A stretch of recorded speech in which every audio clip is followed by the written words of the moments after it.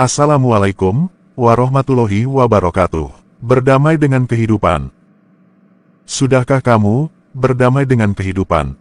Dalam kehidupan ini, ada berbagai permasalahan hidup, namanya juga orang masih hidup, maka pasti akan ada berbagai permasalahan hidup. Siapa saja pasti ingin hidup, itu inginnya sesuai dengan keinginan diri itu, nafsu kita. Orang cenderung ingin hidup ini sesuai dengan keinginan kita, apa-apa mudah, apa-apa gampang, tak ada kesulitan.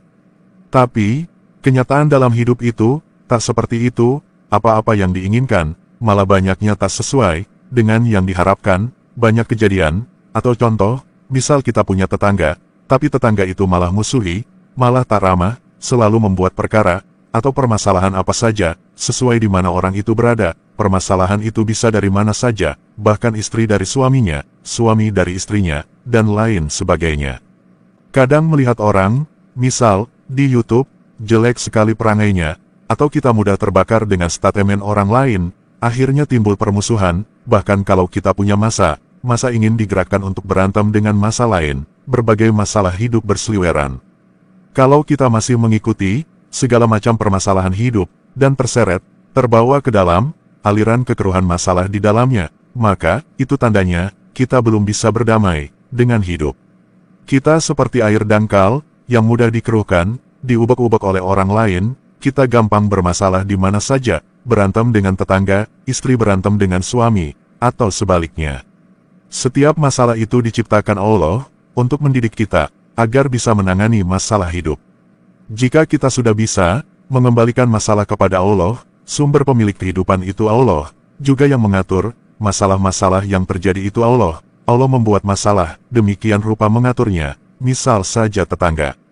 Ini contoh saja, misal kita punya tetangga yang berperilaku jelek, selalu musuhi kita, itu Allah. Kalau ingin tetanggamu yang berperilaku jelek tidak memusuhimu, tentu Allah bisa mematikan dia ketika dia dilahirkan, agar dia tak jadi tetanggamu, dan hidup untuk memusuhimu. Nyatanya kan, orang itu hidup dan memusuhimu, Allah tidak mematikan dia waktu masih bayi, atau waktu dalam kandungan, malah orang itu hidup sampai dewasa, dan dijadikan orang yang berperilaku jelek, dan dijadikan sebagai musuhmu.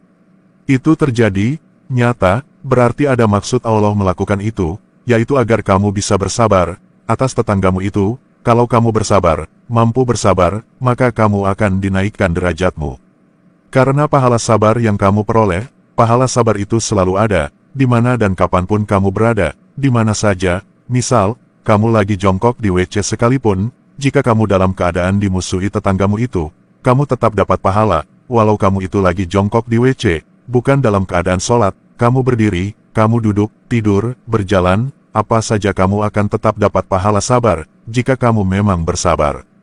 Makanya ada hadits bahwa Allah beserta orang yang sabar, tapi tak semua orang kan bisa sabar dimusuhi, makanya bedanya sama-sama dimusuhi. Kasusnya sama, maka beda jika orang itu dikehendaki Allah untuk dekat dengan Allah. Tandanya orang itu dikehendaki Allah adalah Allah akan meletakkan rasa sabar di hati orang itu. Sabar itu kelihatannya sepele, tapi tak ada dijual di pasar atau Indomaret. Allah lah yang meletakkan kesabaran di hati manusia sebagai wujud atau cara bahwa Allah menunjukkan orang yang diberi ujian itu sedang ditarik oleh Allah untuk dekat dengan Allah dengan bukti wujudnya, rasa sabar ketika dimusuhi. Sebab sabar itu tak mudah diperoleh. Ada juga orang yang bilang, saya itu sudah sabar, sambil membawa parang mendatangi orang yang memusuhi untuk dibacok, lalu membacok orang yang memusuhi, sambil bilang, aku ini sudah berusaha sabar, aku ini sudah berusaha sabar, disabar-sabari kok gak bisa, ini rasakan parangku. Kembalikanlah segala sesuatu kepada Allah, karena Allah sudah mengatur semuanya, tak usah terpancing dengan apa saja yang terjadi di sekitar kita, berdamailah dengan kehidupan, dan aneka apa saja keburukan yang ada di dalamnya.